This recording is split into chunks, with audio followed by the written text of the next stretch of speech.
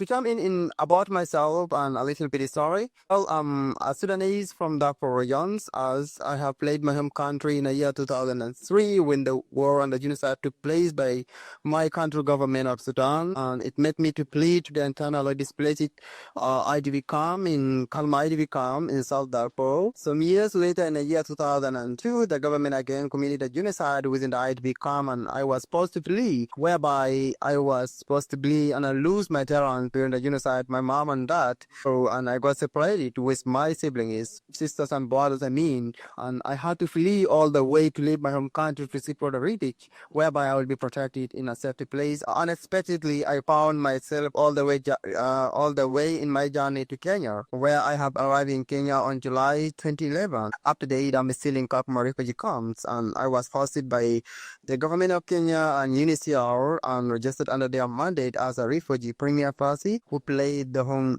of Sudan as a war victim. So therefore, I stayed for a couple of years in Kakuma Refugee Camp, and then fortunately, I got an opportunity to apply for interpretation jobs at UNHCR, Higher Commissioner for Refugees in Kenya, and that was exactly on 5th of January 2015 when I have joined UNHCR to work as an interpreter for four languages in Arabic.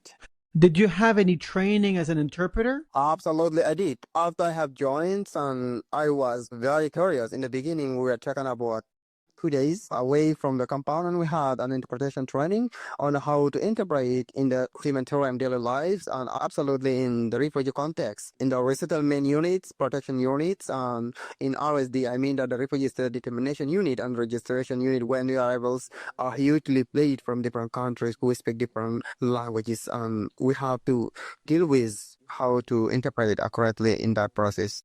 Now, I noticed that you're well, the viewers will notice that you're in the dark. This is because there's a power outage right now in your neighborhood, so it's very difficult for you to use a laptop without any power. So we're doing this from your cell phone. Do these power outages happen often? Extremely at my home, to be honest. I don't have any power at all. I just use during the daytime. I have to go and charge my laptop and as well as my phone, and then I have to come and use it at home. But today I didn't charge my laptop because it was a little bit rainy and we use solar panel, so that's why we don't have much power at homes.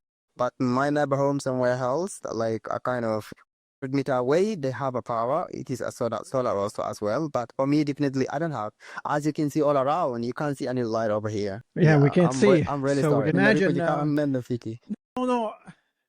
You know, if I didn't think about it, but I feel bad now because I think that we should have been in our evening and you should have been in daytime. Oh, that's pretty cool. We can still have another some time to come. Yeah. Definitely. About the connect after. So if I understood correctly, did you say that you lost your parents in Sudan? Yes, I did. First of all, I lost my mom when I was 14 years old in the year 2004. She was killed into genocide when the spring of the war broke out in the four regions by the Genocide militias who were approximately supported by the country government known as my country government. And then in the year 2007 is whereby I lost my father in the IDP camp when another second genocide took place. So it's due to genocides. Yeah, so at the moment I'm just parentless and siblingless, so approximately I have more than 30 years without parents and siblings at the moment. I'm really sorry that it breaks my heart. I'm sorry, it's not it's a part of life. But I'm also happy that you found your way through the UNHCR and you're part of their program as an interpreter. Sure, though it is not that even happy, but at least better than, because I'm still alive, thank God, and since I'm working with the UNHCR for over these 10 years, serving them as a refugee at the same time and as a refugee interpreters. In fact, I have gained so much in terms of interpretation because I have worked with so different international organizations and different national staffs with different units, as well as in IOM, International Immigrations Organizations. So I work with them and I have to interpret. You know, being an interpreter is not an easy job. It's really hard. It's really putting someone in a trauma issue sometimes, you know, when you are interpreting a story that is coming across very similar to your story that you have passed through. It's really painful, but it needs someone to be a professional, since we have been trained and I have been trained as well. So I have to focus and be professional on that, because it is my responsibility to make sure all the interpretations on the word being expressed has been interpreted accurately without subtraction or deduction. So that is how interpretation always used. But situation is really hard. Even though the stipend that I have been paid, it's not something that somebody can say experiment. It's just for transportation. Imagine a whole month being paid $60 in the refugee context. $60, 60. $60. Yeah. That is for a whole month, and I have to pay within that 60. I have to, subtract from my transportation, from my lunch and breakfast, and I have to work from 8 to 5 p.m. throughout. That is a full day work. So how's speaking of your day, what does a typical day look like? Well, my particular day is really boring, family, sometimes, and sometimes it's so Really? traumatizing. It is sometimes Yeah. boring, sometimes it's traumatizing, sometimes it is a little bit rarely because I have to interpret or explain to you into details. First of all, when I say it is sometimes boring, is that when I go to interpret, I interpret to people. I don't speak their language, but I speak the Arabic that is bringing us together. First of all, cultural background is a problem. Sometimes, even though we are sharing the common language, so sometimes a client who speak on her or his behalf getting in a mood whereby trying to narrate the story and losing the family back home and coming all the way, it's really hard.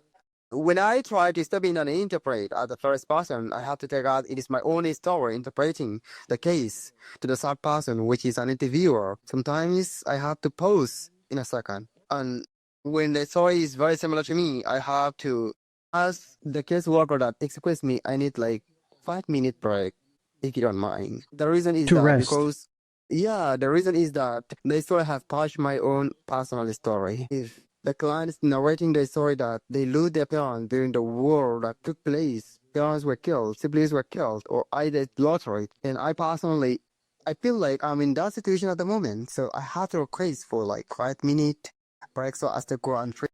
You relive the moment in your mind. Absolutely, and then I have to be back again. But in some way, it is hard to quit because, like, for example, when interpreting for a CIS cases, particularly, I have worked with CIS embassy here in Kakuma in IAM because they have resettlement cases. So when I'm interpreting, there's no way to take a break in some way because if I try to feel emotional, then I have to lose control in interpretation. So I have to have good confidentiality and fix myself as a professional interpreter and accept all the sequences and interpret accurately to the case so as the client has to get his or her own decision successfully. So my assumption, if I hear you correctly, is that you're working 8 to 5 every day by yourself, basically. Sorry, I just missed out the last word. Oh, sorry, I'm just wondering, you work 8 to 5 every day by yourself, interpreting? Well, Kakuma, there are multiple interpreters. When it comes to my country entirely, within Kakuma Refugee Camp, we are only two interpreters who serves over more than 13,000 Sudanese refugees. Only two interpreters. You said 3 interpreters? Two. 2. Two. Okay. Two interpreters for 13,000 Sudanese refugees. Wow. Wow, it must be overwhelming. More than overwhelming because for me, since 2015 up to 2018, I was just serving alone. A day, I have to interpret more than 5 or 4 cases at least in a day. Sometimes when I get home, I totally get tired. I don't know what even to do. I forget to even have my supper sometimes because of tiresomeness. I have to walk all the way from UNHCR headquarters in Kakuma to my home. Sometimes it takes me more than 45 minutes footing. Sometimes I have to get a lift, whereby I have to pay for the motorbike, which takes me like at least 15 to 30 minutes away riding motorbike.